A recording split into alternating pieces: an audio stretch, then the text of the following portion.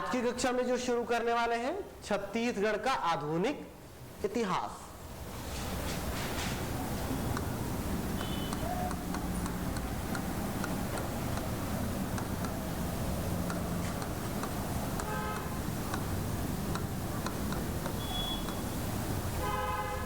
अब याद रखना आप लोग, ठीक है। पहली चीज तो एक तो इससे पहले जो मध्यकाल में सबसे बड़ा राजवंश चल रहा था उसमें क्या था? कलचुरी। तो एक तरफ कलचुरियों की समाप्ति,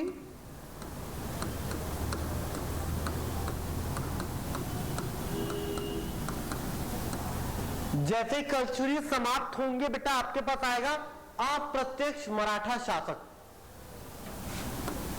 अप्रत्यक्ष मराठा शासन, इनडायरेक्ट मराठा रूल। इसके बाद आएगा डायरेक्ट मराठा शासन,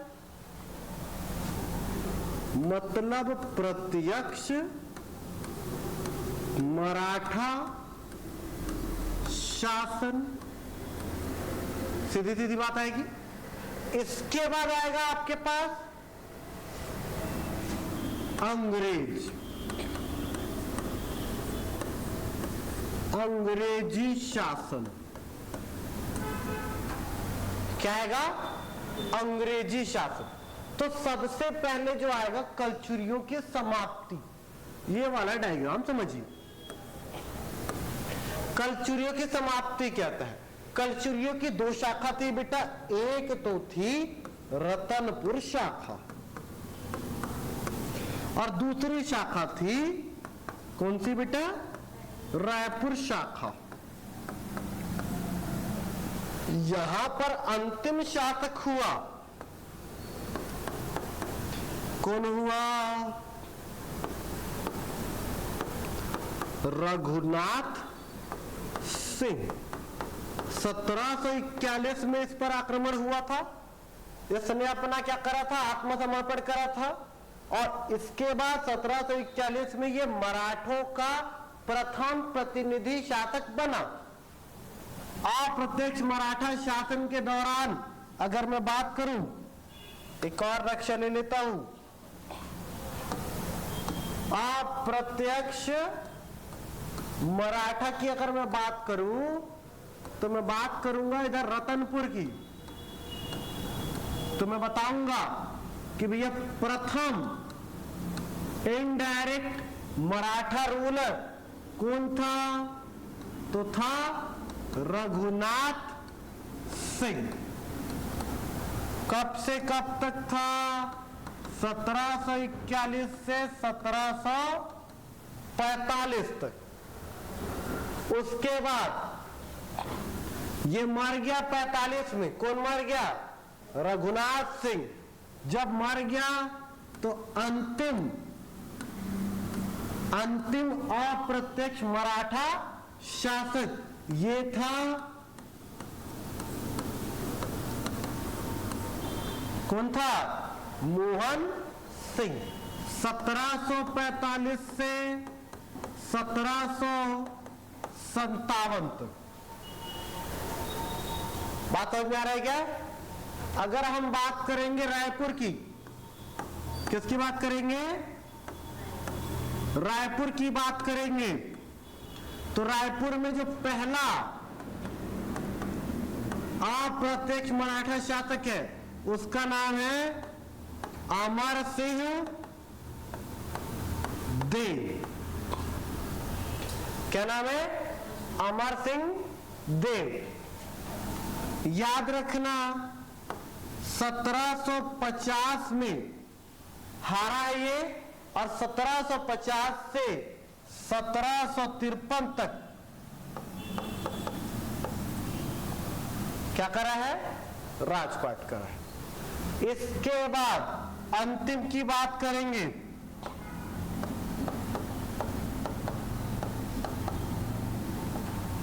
शिवराज सिंह 1753 से 1757 तक कौन राजपाट करेगा? शिवराज सिंह राजपाट करेगा। ये कौन सा कार्यकाल है बेटा?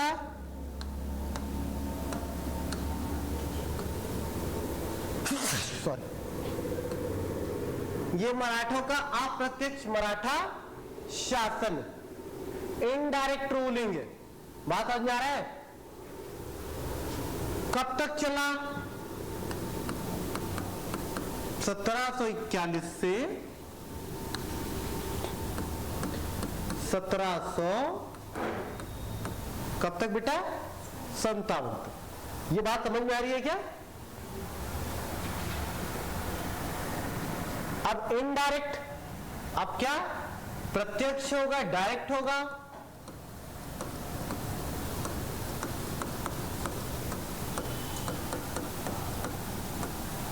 डायरेक्ट मराठा शासन होगा।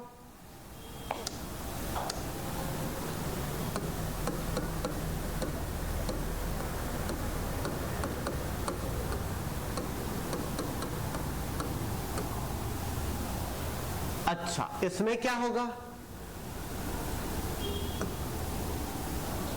अब यहां पर रघु जी जो प्रथम रहता है वो मर जाता है। कहां? नागपुर में। रघु जी प्रथम मर जाता है नागपुर में, और मराठे जो है कहां रहते हैं? नागपुर में। और अभी आपने देखा है मराठों ने ही छत्तीसगढ़ को जीता है, तो महाराष्ट्र में ऑलरेडी उनका क्षेत्र है, यहां भी उनका क्षेत्र है। तो कहां पर कौन शासन करेगा? बंटवारा हो रहा है। क्या हो रहा है? बंटवारा। तो कहां पर कौन शासन करेगा? इस चीज का बंटवारा चालू हुआ, ठीक है। और बंटवारा जो चालू हुआ, ये तो शुरुआत होती है प्रत्यक्ष मराठा शासन की। याद रखिएगा, एक व्यक्ति था बिंबाजी भोसले।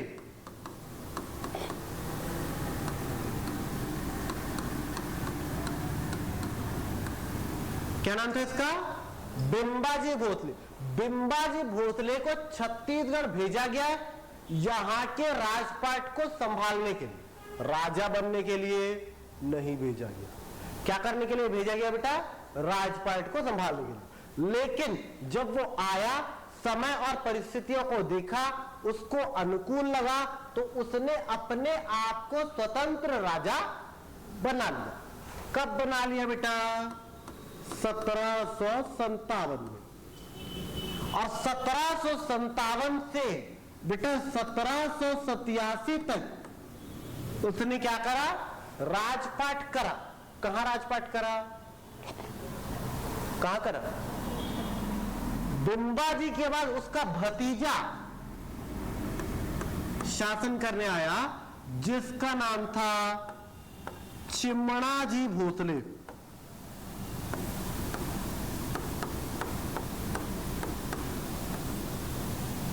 क्या नाम था इसका?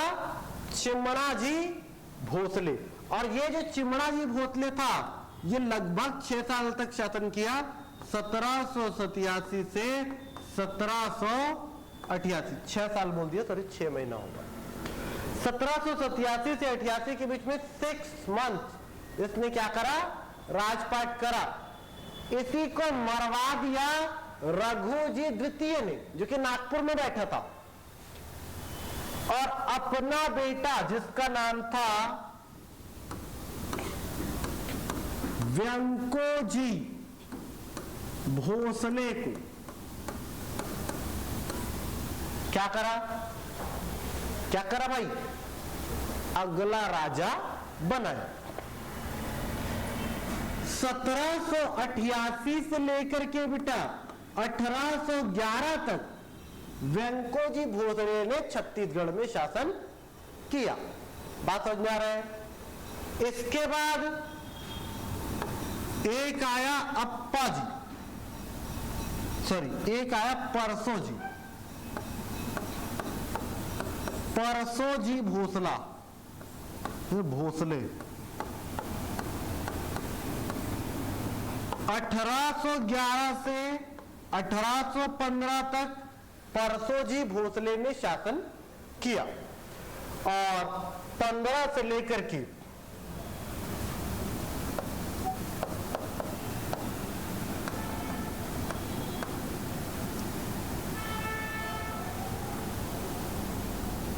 आखिरी शासक है ये, इसका नाम है अप्पाजी भोसले। 1815 से 1818 किसने शासन किया? अप्पाजी भोसले ने शासन किया। इस प्रकार कब से बेटा? 1757 से 1818 तक मराठों ने छत्तीसगढ़ में प्रत्यक्ष रूप से क्या करा है? शासन करा है। बात समझ में आ रहा है क्या? सबसे पहले कौन शासन कर रहा है? कौन कर रहा है? अरे बेटा बिंबाजी भोसले। बिंबाजी भोसले के बाद कौन राजपाट करने के लिए आया है? चिमणा जी आया है। चिमणा जी के बाद कौन आया है? वेंको जी आया है। वेंको जी के बाद कौन आया है? परसो जी आया है। अब परसो जी के बाद कौन आया है? अप्पा जी के बारे में बेटा याद रखना, 1818 में तृतीय आंग्ल मराठा युद्ध हुआ है। थर्ड एंग्लो मराठा वॉर, तृतीय आंग्ल मराठा युद्ध। तृतीय आंग्ल मराठा युद्ध हुआ है। कब हुआ है बेटा? 1818। और इसमें मराठे हार गए हैं। और इसमें मराठे क्या हो गए हैं? हार गए हैं बेटा। किससे हार गए हैं? किससे हार गए हैं बेटा? नहीं समझ में आ रहा है? नाम समझ में। तृतीय आंग्ल मराठा। आंग्ल मतलब कौन है? अंग्रेज है। मराठा मतलब मराठे है। दोनों लोगों के बीच में युद्ध हुआ है। तो मैं कह रहा हूं मराठे हार गए। तो किससे हारे हैं? आंग्ल अंग्रेज थे। आंग्ल मतलब अंग्रेज है। तो अंग्रेजों से हार गए। जब अंग्रेजों से हार गया तो यहां पर जो कब्जा है बेटा, कहां पर? नागपुर एरिया में पूरा किसका कब्जा हो जाएगा? किसका? अंग्रेजों का कब्जा हो जाएगा।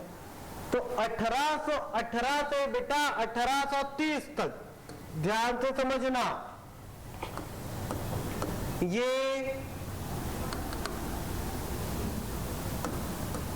ब्रिटिश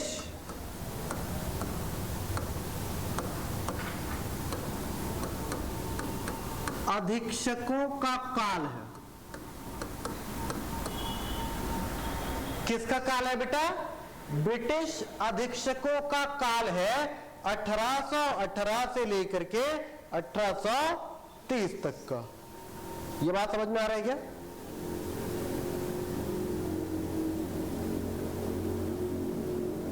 ये बात समझ में आ रहा है? कोई तकलीफ है इतने में? 1818 से 1830 तक का टाइम जो है ब्रिटिश अधीक्षकों का काल है। अब याद रखना, अंग्रेजों के द्वारा ब्रिटिश अधीक्षकों की नियुक्ति की जाएगी। जैसे कि एगेन्यू सबसे पहले आएगा, ठीक है, सॉरी एडमंड आएगा। एडमंड सबसे पहले आएगा, फिर एगेन्यू आएगा, फिर हंटर आएगा, फिर सैंडिस आएगा, विल्किंस आएगा, क्राफर्ड आएगा। ये लोग आएंगे। ये लोग कौन है? ब्रिटिश अधीक्षक। 1818 से 1830 तक क्या चलेगा? ब्रिटिश अधीक्षकों का काल। इस समय में अंग्रेज अपने प्रतिनिधियों के माध्यम से क्या करेंगे? शासन करेंगे। इसको हम लोग कहते हैं बेटा अप्रत्यक्ष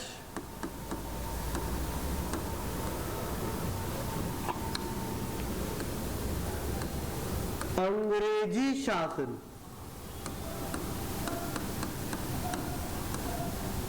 क्या कहते हैं इसी को? अप्रत्यक्ष अंग्रेजी शासन। इनडायरेक्टली ब्रिटिश रूल यहां से स्टार्ट होता है 1818 टू 1830 तक, ठीक है। अच्छा, 1830 में अब एक हमारे पास क्या परिवर्तित होता है? 1830 में सबसे पहले बंगाल का गवर्नर चल रहा था। बंगाल का गवर्नर कब बना था? 1773 के रेगुलेटिंग सबसे पहले क्या चल रहा था? बंगाल का गवर्नर। बंगाल का गवर्नर वाला पद कब आया था? जब सबसे पहले और रॉबर्ट क्लाइव ने सिराजुद्दौला को हराया था। कौन से युद्ध में? प्लासी के युद्ध में बेटा। प्लासी का युद्ध कब हुआ था? 1756 में बेटा। कब हुआ था? 1756 में। 1756 में प्लासी का युद्ध हुआ था। प्लासी के युद्ध में हराया था रॉबर्ट क्लाइव ने किसको? सिराजुद्दौला को। और तब शुरुआत की थी बंगाल के गवर्नर के पद की। 1756 से 1773 तक बंगाल का गवर्नर का पद एज इट इज रखा रहा। 1773 में एक नया पद आया। उस पद को क्या कहा गया? बंगाल का गवर्नर जनरल। क्या कहा गया? बंगाल का गवर्नर जनरल। ठीक है। और बंगाल का गवर्नर जनरल कौन बना बेटा? Warren Hasting. ठीक है। कौन बना? ठीक है। और वारेन हेस्टिंग बना गवर्नर जनरल। और 1773 के बाद फिर एक्ट आते गया ना बेटा। कैसे आया एक्ट? याद है आपको? सबसे पहले 1773 का रेगुलेटिंग एक्ट आया था। फिर 1781 का क्या था बेटा? Act of settlement. फिर 1784 का बेटा पिट्स इंडिया एक्ट। फिर बेटा 1793 का पहला चार्टर बेटा। फिर 1793 के बाद 1813 का चार्टर। 1813 के चार्टर के बाद 1833 का चार्टर। तो यही 1833 का चार्टर, ठीक है, एक्चुअली में क्या होता है? 1833 तक लॉर्ड विलियम बेंटिक जो है, कौन सा पद चल रहा है यहां पे? क्या है? बंगाल का बेटा क्या है? Governor general. किसके गवर्नर जनरल है बेटा? बंगाल का गवर्नर जनरल। अब जो बंगाल का गवर्नर जनरल है आगे चल करके क्या बनने वाला है बेटा? भारत का गवर्नर जनरल। यहां पे क्या बनेगा? भारत का गवर्नर जनरल बनेगा। जो बंगाल का गवर्नर जनरल था अब वो क्या बनेगा? भारत का गवर्नर जनरल। तो बंगाल का अंतिम गवर्नर जनरल कौन रहता है बेटा? Lord William Bentinck. इस बात को आपको याद रखना पड़ेगा। इतिहास में कभी ना कभी कहीं ना कहीं से प्रश्न पहुंचते रहते हैं। देखो जैसे कि बंगाल का बेटा क्या? गवर्नर कब से चालू हुआ? 1756। पहला गवर्नर कौन है? कौन है? Robert Clive. पहला गवर्नर कौन है?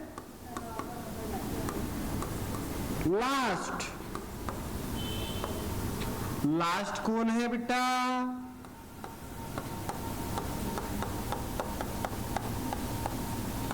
Warren Hastings. यहां पर अब बंगाल का गवर्नर क्या बन गया है? बंगाल का गवर्नर जनरल। बंगाल का क्या बन गया है बेटा? गवर्नर जनरल बना है। कब बना है बेटा? 1773 में।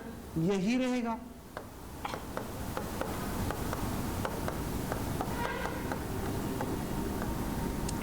ये बात समझ में आ रहा है क्या कि ऊपर से जा रहे हैं? ऊपर से थोड़ी जा रहा है बेटा। अब लास्ट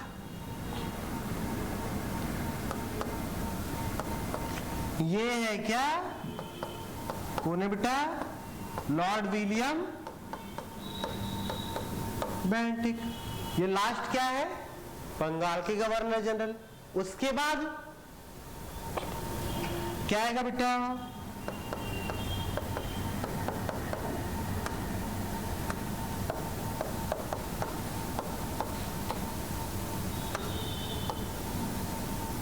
भारत का गवर्नर जनरल, किसका गवर्नर जनरल? भारत का। फर्स्ट कौन है बेटा?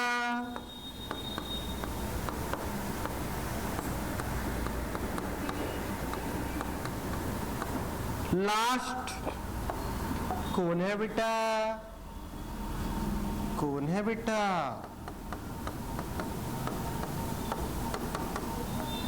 Lord Canning. इसके बाद बेटा क्या आएगा?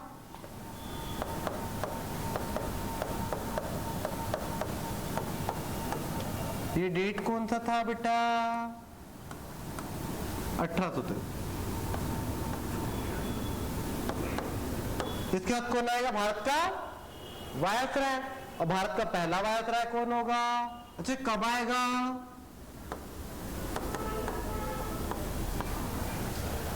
ठीक है, गवर्नमेंट ऑफ इंडिया एक्ट 1858 में फर्स्ट कौन होगा बेटा?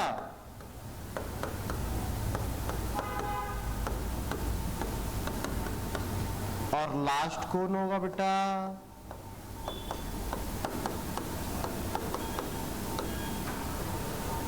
Lord Mountbatten.